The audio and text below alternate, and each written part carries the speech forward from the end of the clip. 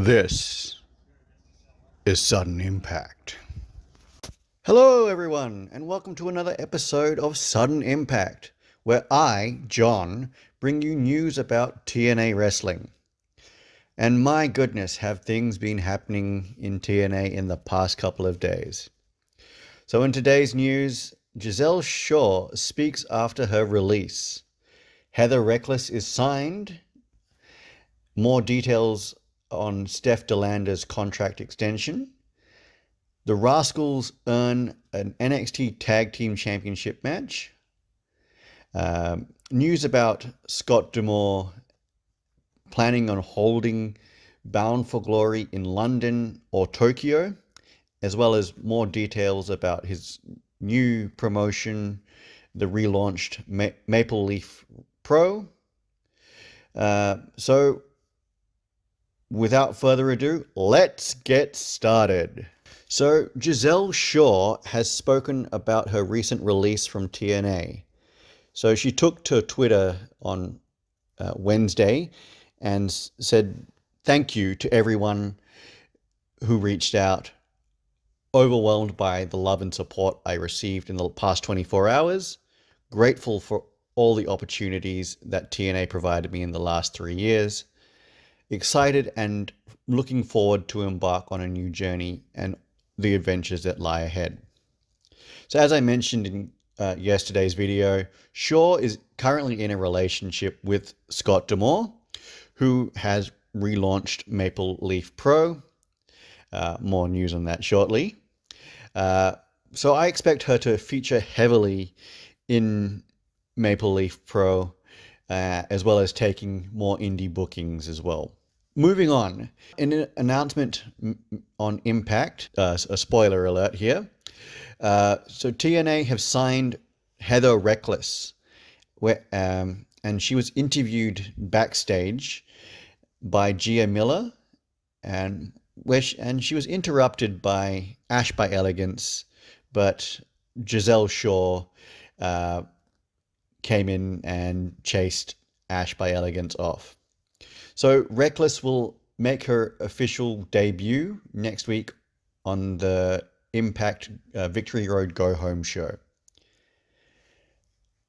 And again, moving on, now the NXT and TNA relationship has just been fantastic. It's just been working wonders for both companies at the moment. So earlier this week on NXT, the Rascals earned an NXT Tag Team Championship match as Zachary Wentz and Trey Miguel defeated Gallus, consisting of Wolfgang and Mark Coffey, and Tank Ledger and Hank Walker in a triple threat #1 contenders match. So this will mark the first time that contracted TNA wrestlers will compete for a WWE championship of any kind on WWE programming. So this is another great story development to further the NXT and TNA relationship. Immediately after the Rascals win, they set up an angle with Nathan Frazier and Axiom, building towards their championship match at a later date.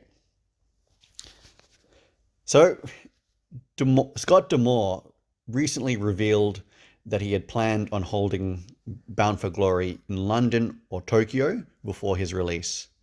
So in a recent appearance on Chris Jericho's Talk Is Jericho podcast, D'Amore talked about his TNA release, the plans for Rebellion and the Slammiversary pay-per-views, saying, "I really thought that 2025 was the year to really take some major shots, and I think that's some of what they've done now.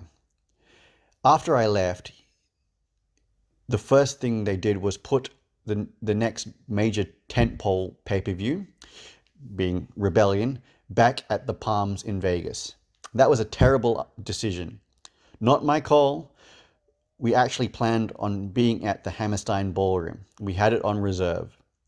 But part of our plan was to go to Montreal for Slammiversary. They did that, and it was a huge success.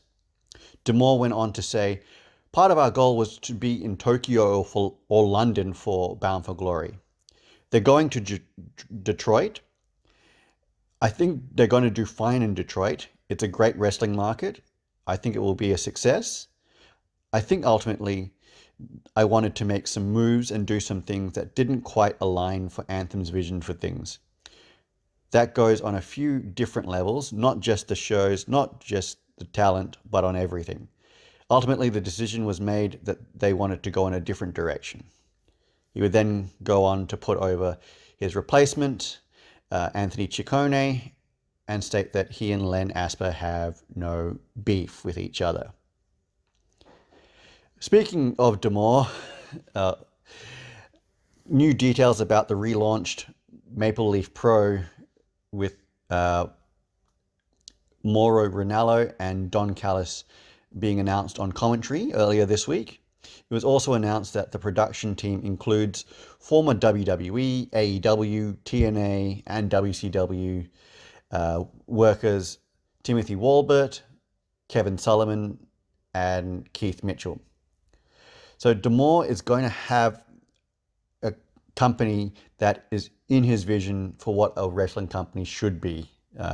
If you're enjoying this episode, please consider subscribing to the channel. It's free and it helps me produce fantastic videos like this. Also, if you subscribe, you get access to the fantastic catalog of previous episodes that I've done. Ring the bell for notifications on new videos that are being released.